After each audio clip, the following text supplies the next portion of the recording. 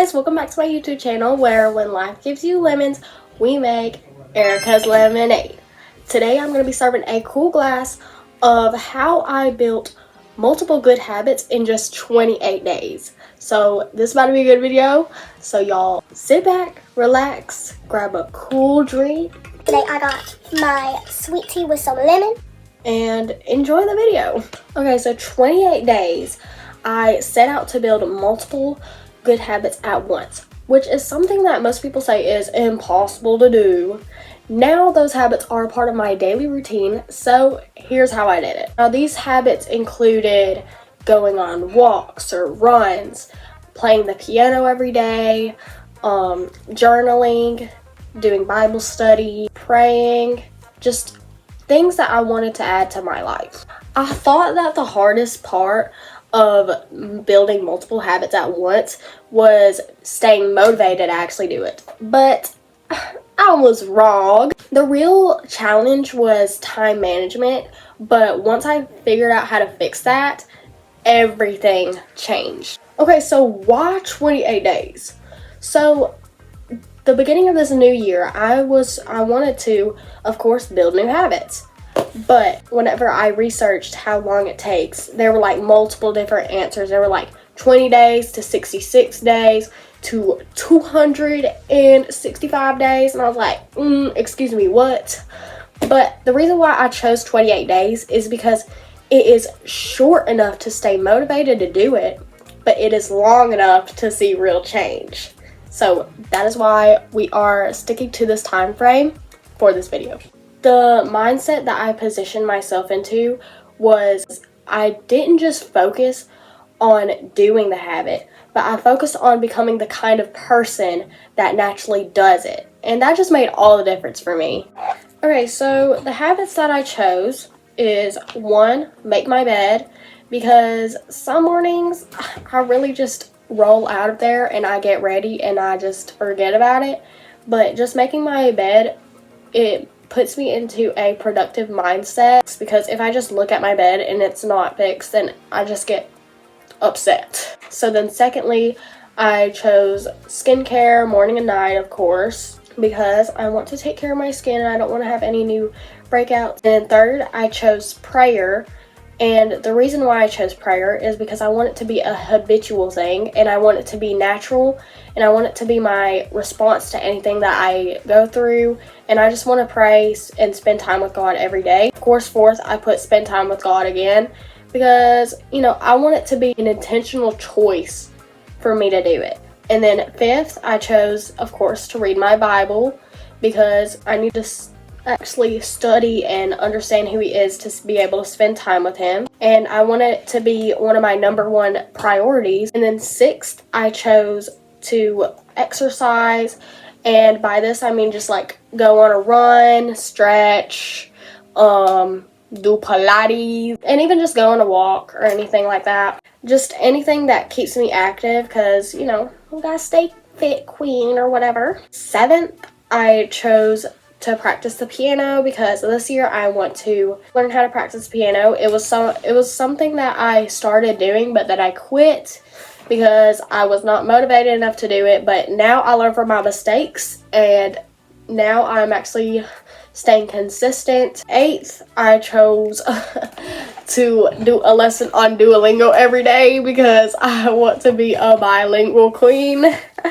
And then lastly, I chose to read, because I want to at least read a chapter a day, because I also want to stay academically up there. I'm trying to be on top always, as I should.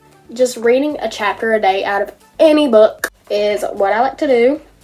So yeah, those were the habits that I chose. And the reason why I chose these habits is because they also fit perfectly into my daily routine, and I can choose which ones to do in the morning, which ones to do at night. Like, they like support each other, because I can do them in whatever order I want to, but it's still going to feel the same no matter what, because they're all like activities that just a normal person does in general. Just starting off small makes it way easier to get better over time. Now, there are 4 weeks in 28 days. so we can organize our progress and how we can learn from our mistakes by each week having a specific focus and learning experience for the next. For week 1, it is best to start small and just build up momentum.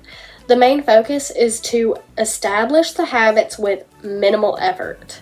The key strategies to get this done is habit stacking, which is like you can do multiple habits at a time. For example, if you wanted to stay hydrated, you can like drink water while you're reading a book.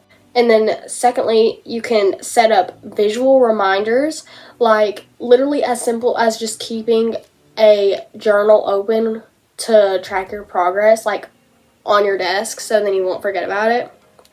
Or you can like set up reminders on your phone, of course. Like I like to do that too if I'm on the go and I just, I forget things a lot. So I always need to set reminders, me personally. And then you can also start with 2-minute versions of the habits. For example, like I remember whenever I first started, instead of playing the piano for 30 minutes, I would just play for 10 because it gave me enough time to learn a new song or whatever, but it wasn't too long to where it'd be overwhelming or make my wrist cramp or anything. Okay, week 2, the main goal is overcoming resistance and making adjustments. And the main focus is to tackle distractions, motivation dips, and schedule conflicts. Now, to get rid of distractions, just be conscious in everything that you do. Let everything that you do have a purpose and pay attention to pay attention to what you do with your life. Like, if you are, let's say you want to get something done, but you're just on your phone scrolling, recognize that you're procrastinating and you are pushing back your priorities for temporary happiness. So just recognize what distracts you from what you should be doing. And then another thing, motivation dips. I like to search up quotes or like follow accounts that just post quotes all the time because it just helps me stay motivated. And also I like to, like, if I ever feel like I don't have any motivation to do something, I like to incorporate that into my Bible studies. Like, I can just study about how to stay motivated through Christ, or I can pray about it. There's many things that you can do if you're not motivated to do something. Schedule conflicts. If you have a problem with your schedule, you can switch around what habits you want to do at certain times of the day, or you can make some habits shorter or some longer, whatever. The key strategies to get this done is to track the habits, adjust the difficulty, and stay flexible, which is literally what I just said earlier. So just pay attention to what you do and fix any time frames that are a little bit iffy, or, just make it easy so then you'll stay consistent. For example, I just changed like the more challenging activities to the evening because I'm not really a morning person and I already have too much to do in the morning. Like, I take forever to get ready, which is something that I need to work on myself. But I'm just not a morning person and I'm more productive in the evening, so I just flip-flop that. Okay, so week 3 is strengthening habits and making them enjoyable. You're supposed to have fun while you're doing this, so might as well. So the main focus is reinforcing habits by making them rewarding and automatic. By the time you've already been doing it for 2 weeks, it should already like be in your brain that you have to do it every single day. So week 3, you can start by rewarding yourself. And the key strategies are to pair habits with enjoyable activities, rewarding your progress, and making it social. So what I mean by this is just do it while you do things that you enjoy. Like, whenever you are reading, you can listen to some like feel-good music in the background. Just make you feel better about yourself. And then to reward yourself. Like, you can buy yourself a sweet treat after you get something done. Like, you know, anything. Just do things that make you happy. This is to make you feel good about yourself, to be confident. So just, you know, let yourself feel good, okay? And then making it social, you can tell other people about it. Just like how I'm literally doing right now. You know, you can tell your friends, like, oh, I started doing this. And then they're gonna be like, oh my gosh, you're so motivated. You know, like, you can just go brag about it. Like, you don't have to brag about it. But you can just, like, go tell people, like, be like, guess what I'm starting to do again? This, and this. For example, you know, I love getting ready in the mornings, okay? That is just what I love to do. Y'all have seen my get ready with me's back in the day. So, whenever I'm getting ready, since I can't, like, bring a physical Bible to school or anything, like, it's a huge Bible. Whenever I'm getting ready, I can just listen to an audio Bible reading while I'm doing my makeup, because I love doing my makeup and I love reading the Bible. So, pair it together. Do it in a way that makes you feel good. You deserve it, sweethearts. Week 4 is locking in the routine and preventing burnout. The main focus of this week is transitioning from forcing habits to making them your second nature. And the way you can do this is identify triggers for skipping habits, having a backup plan, and building identity around the habits. So, this is just like knowing what makes you do wrong and just doing something about it. And like, if you skip a day of not doing X habit, you can still fix it tomorrow. And the thing is, you shouldn't have the excuse of I can do it tomorrow as an everyday thing, because we're not even promised tomorrow, y'all. We're not even promised the next day. And you don't even know if you're going to be more busy tomorrow than you already were today. So you might as well get it done, because clearly you have enough time to get it done if you're able to say, oh, I can do it tomorrow. While you were saying that, you could have already got it done. Come on, bruh. The things that I said to myself, I said, instead of saying I have to do this, I can start saying I am someone who does this, because we are already winners. Like, if you have the winner mindset, you already won. So I can say I am a winner, and then I've already won. Okay, now here are the biggest challenges and how I overcame them. The main problems that I had was laziness, not having enough motivation, and time management. And there were days where I almost quit. I was like, it was like halfway in, maybe like week 2 or something. But I was just like, there's no point in doing this because nobody else does it. I don't even need to be like everybody else in the first place. Like, every single excuse that I came up with, it had the truth that just punched it right in the face.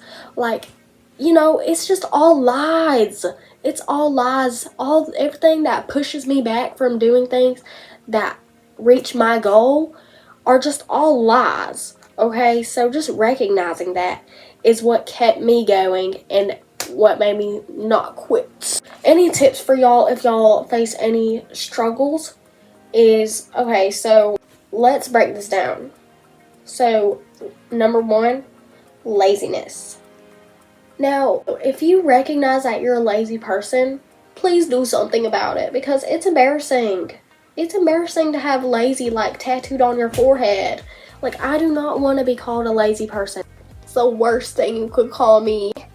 I mean, probably not the worst, but you got the point. And like, I want to be somebody who works hard for what I want. I don't want to be somebody that just lays there and lets everybody live around me. Like, if you're lazy, you're just dead. You're just dead. We are alive human beings. If you're able to do things, why won't you do it? Might as well if you can. And secondly, like I said earlier, if you have problems with motivation, Follow people that are positive. If you are surrounded by people who are very negative and they're like, oh, I don't want to do this because don't stay around negative people that will push you down, or people that just give excuse after excuse after excuse after excuse. I mean, it's just tiring, and soon enough you're going to become just like them. Be around people that are good examples that won't put you down on their level, you know. Time management, and the way I fix time management is I literally wrote down my schedule, and I just put like checklists so then I can write down when I get things done. Putting the habits down first before you have free time. That's how I fix my time management. And if there were any like big events or whatever, like, you know, if there's like absolutely no time at all to get things done, I get it. You can actually just do it tomorrow night, but like that shouldn't be your excuse every single day. Okay, next question is, what changed? So, my daily routine. Let's talk about before I even like started this challenge. My daily routine was very trashy. I only did things whenever I felt like it, and I had no discipline, and of course, just I didn't have any progress because I didn't even start the race in the first place. Did you just hear that? I just fit some R's. But now, my life is in so much more order than it was before, and like I'm just better at the things that I wanted to do. And you know, this just really helps if you want to start something new, or you want to get back into something that you used to do and you just want to become really good at it. If you want to master something that you just want to be number one above everything. It just really helped me a lot, y'all. That's why I'm sharing it today. And the habits that were easiest to keep were, of course, the short ones, like keeping my bed, washing my face, reading my Bible, praying. Those were pretty easy, but like the ones that required more effort were like playing the piano and reading. Reading was hard for me because I don't really like reading, because I don't really have a good book preference, because it's either like disgusting dirty books that are popular now, or it is just like stuff that I just get tired of.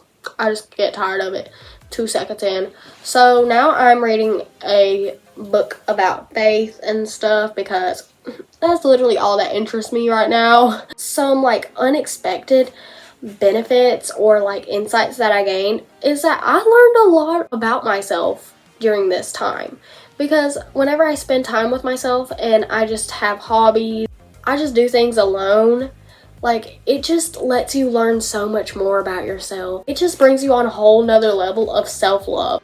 Just being content with the fact that you are alone and like not being bored with yourself, it is just a whole nother way to like learn who you are. That's what I learned. I learned a lot more about myself. Like I learned about the things that I like, the things that I don't like, you know, just basic stuff. Like if you spend so much time with other people, you're just gonna build your personality based off of them. Just prioritizing myself and caring about myself just really helped me to love myself even more. How do we maintain these habits long term? So it is important to keep on tracking your progress even after the 28 days. And I guess I haven't said this yet, but I also started getting back into journaling during this challenge. And while I journal, I like to say, of course, the things that I've done in the day. And I also like to make lists, like to-do lists of things that I do. So that is an easy way of how I track my progress. It is important to keep on doing that just to see like how well you can stay consistent and motivated no matter like how bad the times are, you know. How to prevent slipping back into old habits is to just, first off, recognize what your old habits were.